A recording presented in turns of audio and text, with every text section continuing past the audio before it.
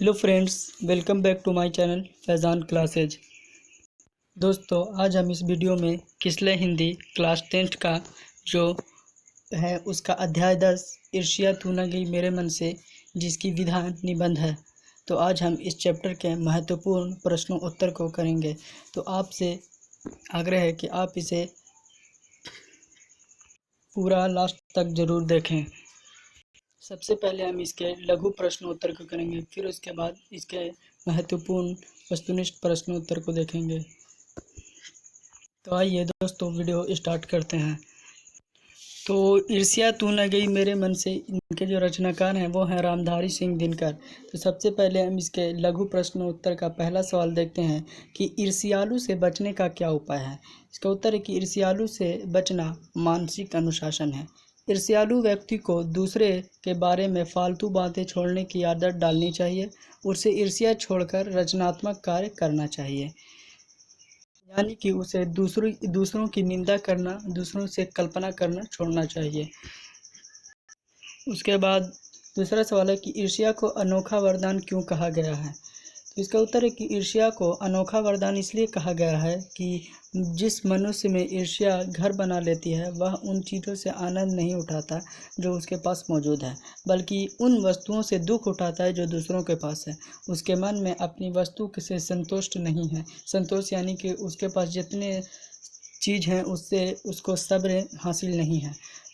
पराई वस्तुओं को ढाह होती है, पराई वस्तुओं से ढाह होती है, यानी वो दूसरों की वस्तुओं को हड़पने की कोशिश करता है या फिर दूसरों की निंदा करता है। अगला सवाल है कि ईर्ष्या का लाभदायक पक्ष क्या हो सकता है। तो उसका उत्तर है कि ईर्ष्या से मनुष्य को तरह तरह की हानियां होती है, लेकिन ईर्ष्या का एक पक्ष सचमुच ही लाभदायक हो सकता है, जिसके अधीन हर आदमी, हर जाति और हर दल को अपने प्रतिद्वंदी का समकक्ष बनाना चाहता है, किंतु यह तभी संभव है जबकि ईर्ष्यालु व्यक्ति यह महसूस करता है कि कोई चीज़ है जो उसके भीतर नहीं है, कोई वस्तु है दूसरों के पास है, किंतु वह यह नहीं समझ पाता कि उस वस्तु को प्राप्त कैसे करना चाहिए। चौथा सवाल देखेंगे कि ईर्ष्या को चारित्रिक दोष क्यों माना जाता है। तो ईर्ष्यालु व्यक्ति में चारित्रिक दोष आ जाता है, उसे कभी अपने जीवन का सही आनंद नहीं मिलता। हृदय में ईर्ष्या उत्पन्न होते ही सामने का सूर्य उसे मध्यम सा दिखता है। ईर्ष्यालु आदमी प्रकृति से आनंद नहीं उठाता, उसे पक्षियों के गीत और फूलों की खुशबू और भंवरों के नृत्य में आनंद नहीं मिलता। वह मानसिक रोगी होता है। पांचवा सवाल देखेंगे, बड़ा इंपॉर्टेंट सवाल है कि ईर्ष्या की बेटी किसे और क्यों कहा गया है। इसका उत्तर है कि ईर्ष्या की बेटी का नाम निंदा है, यानी कि दूसरों की सफलता से जलना। जो व्यक्ति ईर्ष्यालु होता है वही व्यक्ति बुरे किस्म का निंदक भी होता है। उसे दूसरे की निंदा में मज़ा आता है और दूसरे की निंदा के द्वारा अपना बड़प्पन पाना चाहता है। आखिरी सवाल है कि ईर्ष्या की कौन कौन सी सहेलियां हैं।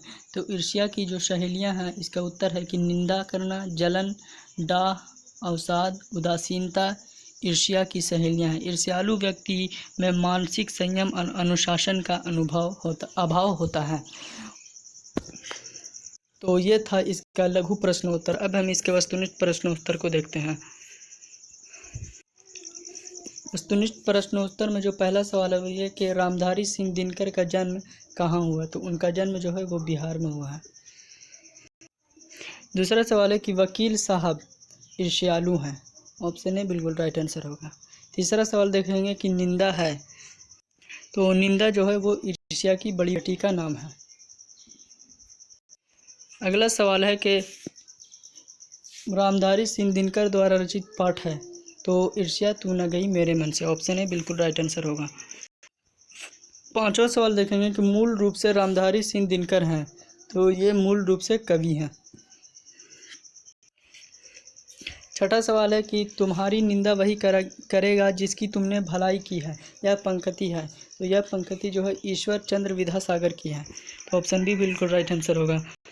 अगला सवाल देखेंगे कि यार ये तो बाज़ार की मक्खियाँ हैं जो आकर हमारे चारों ओर भिनभिनाया करती हैं। यह पंक्ति है। तो यह पंक्ति जो है यह है नीत्शे की, यह पंक्ति है नीत्शे। 8वां सवाल देखेंगे कि ईर्ष्या तू न गई मेरे मन से साहित्य की कौन सी विधा है, यानी कि ये क्या है। तो ये जो इसकी जो विधा है ये निबंध है। 9वां सवाल देखेंगे कि सही संतुलित जीवन के प्रति एक दृष्टिकोण विकसित करने की सीख है। तो ये ईर्ष्या तू न गई मेरे मन निबंध से सीख मिलती है। अगला सवाल है कि ईर्ष्या से बचने का उपाय अनुशासन है। तो मानसिक अनुशासन जो है वो ईर्ष्या से बचने का उपाय है, यानी कि सही तौर तरीका। अगला सवाल देखेंगे कि तनाव को कम करने में व्यक्ति अपनी अंतरात्मा का खास योगदान देती है। व्यक्ति अपनी अंतरात्मा खास योगदान देती है, अंतरात्मा का खास योगदान देती है। तो ऑप्शन बी बिल्कुल राइट आंसर होगा। 12वां सवाल है कि रामधारी सिंह दिनकर के किस निबंध में जीवन के रोजमर्रा के व्यवहारों पर टिप्पणी है। तो ये जो टिप्पणी की गई है ये ईर्ष्या तू न गई मेरे मन से टिप्पणी की गई है। तो ऑप्शन सी बिल्कुल राइट आंसर होगा। अगला और आखिरी सवाल देखेंगे कि वकील साहब के संबंध में क्या गलत है।